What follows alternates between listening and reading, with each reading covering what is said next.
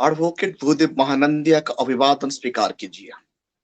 साथियों, 2019, 2020, 2021, 22 जब से कोविड-19 भारत वर्ष में फैला है, तब से भारत में एजुकेशन सिस्टम एकदम ठप हो गया है।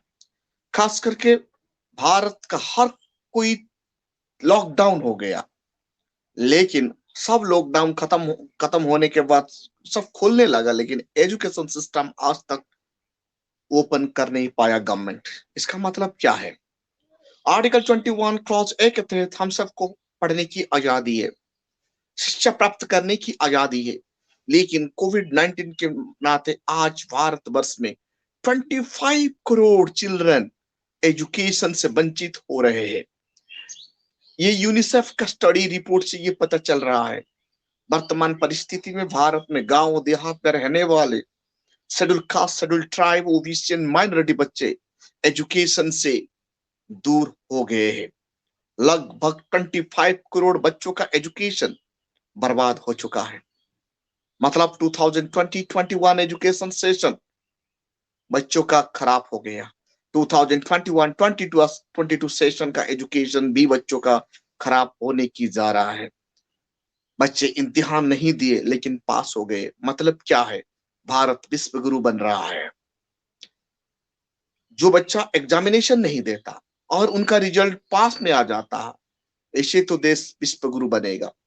गवर्नमेंट इसीलिए कुछ स्टेप लेना चाहिए था, लेकिन गवर्नमेंट कुछ स्टेप ले ही नहीं पाया।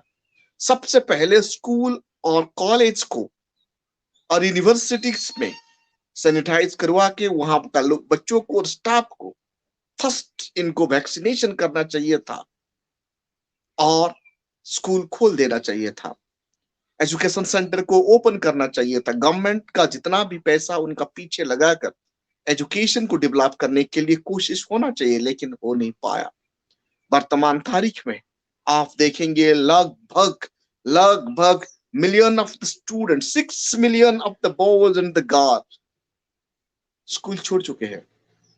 6 million boy and the girl 2020 का डाटा ये कहता है, elementary education and secondary education में 6 मिलियन बच्चे स्कूल छोड़ चुके और ये स्कूल उनके स्कूल में नाम है, लेकिन ये स्कूल जा नहीं रही है। 247 मिलियन बच्चे आज एनरोलमेंट हुए हैं। 25 करोड़ बच्चे से सिर्फ 247 मिलियन बच्चों का नाम एलिमेंटरी एंड सेकेंडरी एजुकेशन में एनरोलमेंट किया गया है। मतलब आप क्या सोच रहे हैं आप लोग? इतने बच्चे एजुकेशन से दूर रहेंगे, शिक्षा से दूर रहेंगे, मतलब एजुकेशन पूरा बर्बाद की रास्ता पर आ चुका है। डिफरेंट स्टेट गवर्नमेंट अभी ऑनलाइन माध्यम से, जैसे गूगल ऐप में जाकर ऑनलाइन माध्यम से बच्चों को एजुकेशन देने के लिए मुहिम छेड़ दिए है।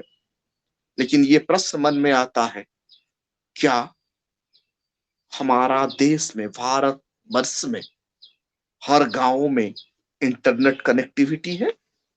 क्या हमारा एजुकेशन इंस्टीट्यूशन, भारत का हर कोई एजुकेशन इंस्टीट्यूशन ऑनलाइन से कनेक्टिविटी है? पहला प्रश्न। इस प्रश्न से हमें ये मिलता है जवाब, जी नहीं। सेकंड प्रश्न, क्या हर गांव का बच्चे पे हर गांव में इंटरनेट कनेक्टिविटी है? जी ये भी नहीं। भारत का हर कोई गांव में इंटरनेट कनेक्टिविटी नहीं है। थर्ड प्रश्न ये मन में आता है, क्या हर कोई पेरेंट्स, भारत का हर कोई पेरेंट्स का पास स्मार्टफोन है, वहां डाटा भरने के लिए पैसा है? जी बिल्कुल नहीं। गांव में हर कोई बच्चों का पास स्मार्टफोन नहीं है, तो स्मार्टफोन के अभाव के कारण बच्चों एजुकेशन प्राप्त कर नहीं पा रहे हैं। ये भारत के लिए बहुत बड़ा खतरा है।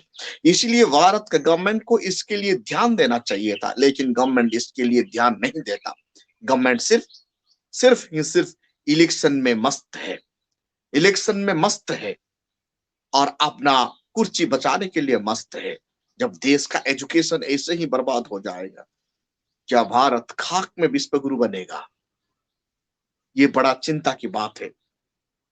यूनिसेफ का रिपोर्ट से ये पता चलता है एशिया कंटिनेंट में सबसे ज्यादा एजुकेशन में नुकसान भारत को हो रहा है। भारत का इकोनॉमिक कंडीशन वर्तमान इतना खराब हो गया है, पेरेंट्स बच्चों को और दोबारा स्कूल भेजना नामुमकिन है। ऐसे परिस्थिति में government of India new education policy locker education को बिजनेस बनाने के लिए जो कोशिश कर रहे हैं, ये देश के लिए बहुत बड़ा खतरनाक है। मतलब भारत में रहने वाला जितने भी SC ST OBC गरीब तबके के लोग अपना बच्चों को एजुकेशन दे नहीं पाएंगे। एजुकेशन हमारा मौलिक अधिकार में आता है, फंडामेंटल राइट है। आर्टिकल 21A के तहत भारत में कस्पिन परिस्थिति में भी शिक्षा को प्राइवेटाइजेशन करना नहीं चाहिए।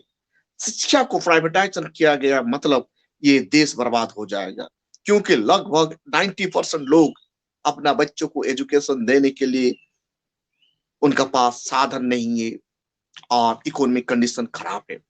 आज का परिस्थिति में भारत में लगभग 90% लोग दो वक्त का रोटी के लिए जूझ रहे हैं। कोविड महामारी जैसे आपदा देश का कमर का हड्डी ही तोड़ डाले। लोग का पास नौकरी नहीं है, मैक्सिमम लोग अपना नौकरी खो चुके हैं।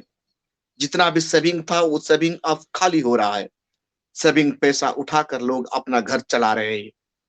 और दूसरी तरफ आप देखेंगे तो बाजार में जितना महंगाई हो रहा है, पेट्रोलियम में जितना पेट्रोल और डीजल का महंगाई बढ़ गया, इसीलिए लोगों का जो मिनिमम रिक्वायरमेंट का रेट भी बढ़ गया, खाने पीने का चीज का रेट बढ़ गया। इसीलिए भारत वर्ष में हाहाकार मच रहा है और एजुकेशन पूरा ध्वस्त हो गया है। साथियों, ये भारत के लिए बड़ा डिफिकल्ट और कठिनाई परिस्थिति का समय है। इस समय में हमारा गवर्नमेंट को पेशेंस का साथ इनको कंट्रोल करना चाहिए था, लेकिन गवर्नमेंट फेल हो चुका है।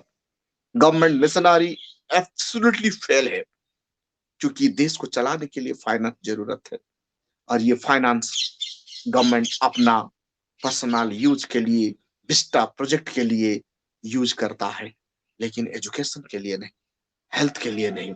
इसीलिए गवर्नमेंट न्यू एजुकेशन पॉलिसी लाकर देश का एजुकेशन को बर्बाद करने के लिए जो रणनीति बनाई है, ये भारत जैसे देश के लिए आने वाला कल खतरे के घंटी है।